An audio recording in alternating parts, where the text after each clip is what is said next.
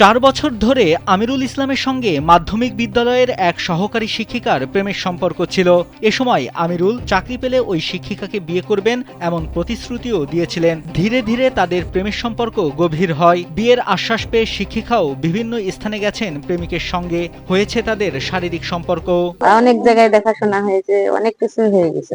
এর মধ্যে চাকরি পেয়ে যান প্রেমিক আমিরুল। তারপরই ভুল পাল্টে যায় তার। প্রেমিকাকে বিয়ে করতে অস্বীকৃতি জানান, এমনকি বন্ধ করে দেন যোগাযোগও।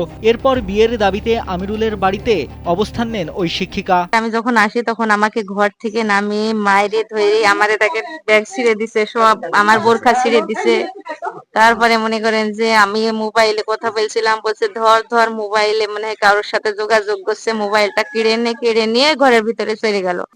18 ডিসেম্বর থেকে প্রেমিক আমিরুলের বাড়িতে অবস্থান করছেন ভুক্তভোগী ওই শিক্ষিকা। তার বাড়িও একই ইউনিয়নের গোপালনগর গ্রামে। বিষয়টি জানাজানি হলে আমিরুল ইসলাম বাড়ি ছেড়ে পালিয়ে যান বলেও অভিযোগ উঠেছে।